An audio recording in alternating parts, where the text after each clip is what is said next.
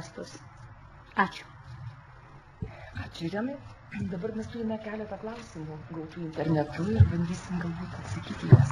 Prašom, Greta. Pirmas klausimas yra iš Šiaulienų. Kaip manote, kiek rinkėjų nuo socialdemokratų nusigręš dėl to, kad jūsų Seimo narys Salamakinas stūmė įstatymą dėl rentų Seimo nariams?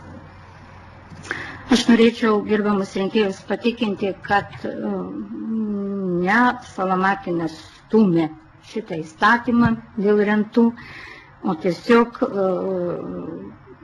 užteko jam drąsos pristatyti šitą problemą, ne šiaip ar taip. Pensinio aprūpinimo Seimo narių klausimas per 17 nepriklausomybės metų nebuvo spręstas, o tai darė jis visų frakcijų atstovaujančių politinės partijos šiame Seime vadovų sutarimo. Ne kartą buvo rengti pasitarimai, konsultacijos, buvo pristatytas įstatymo projektas, jis buvo aiškintas, dėl jo buvo keistasi nuomonėm, frakcijų vadovai jį pasirašė ir tik tuomet, kada buvo pasirašytas ir buvo šitas sustarimas registruotas, tik tada Algimantas Salamakinas ėjo į eterį, į panoramą, dalyvavo aiškindamas šio įstatymo nuostatas. Kitas klausimas klausė Indrė Kliugytė. Ar socialdemokratai prisiima atsakomybę dėl to, kad ir toliau mažėja pasitikėjimas Seimu? Ką darote, kad žmonės Seimu pasitikėtų daugiau? Socialdemokratai tikrai nieko blogo nedaro, kad pasitikėjimas Seimu mažėtų atvirkščiai. Manyčiau, kad šiaip ar taip mes būdami valdančios mažumos branduolys prisimam visą atsakomybę ir tikrai mūsų sprendimai,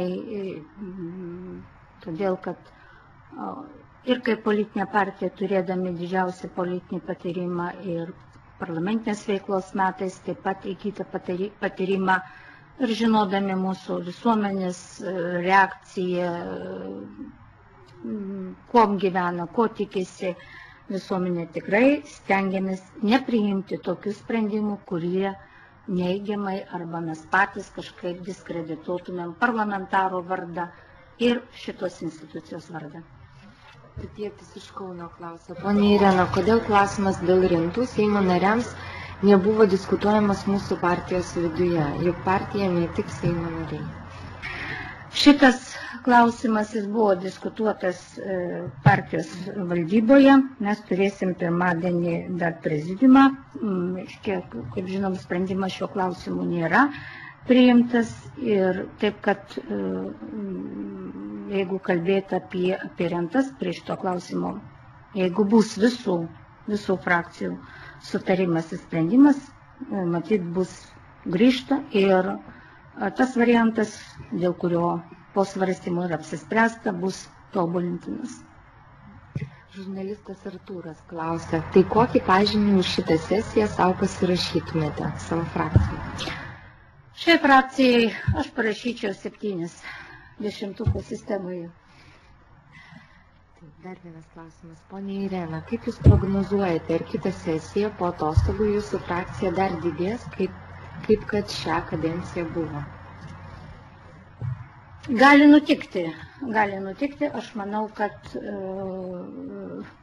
galbūt priims žmonių, parlamentarų dar tokį sprendimą prisijungti prie frakcijos, nors šiaip pagal kitą logiką apskritai, kadangi tai yra paskutiniai metai, matyt, tie, kurie ryžosi arba galvoja apie tokio sprendimo priėmimą, jie yra priėmę tokį sprendimą padarė ir kad gal dar vienas kitas, bet žymesnio, taip kaip buvo šią pavasario sesiją, net 4 parlamentarai prisijungė prie socialdemokratų frakcijos, aš nesitikiu.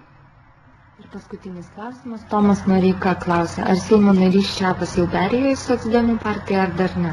Taip, vakar Vytautas Ščiapas dalyvavo mūsų frakcijos posėdėje su pareiškimu priimti į frakcijos gretas ir frakcija vienbalsiai šitą pareiškimą patenkino ir vakar dienos plenarinėme Seimo posėdėje šis pareiškimas buvo paskelbtas ir taip pat paskelbtas frakcijos sprendimas, jog parlamentaras Vytautas Ščiapas nuo vakar dienos yra mūsų frakcijos narys. Ačiū už atsakymus. Dėkojam visiems uždėmesi. Ačiū uždėmesi, geros vasaros, iki susitikimų rudens sesijoje.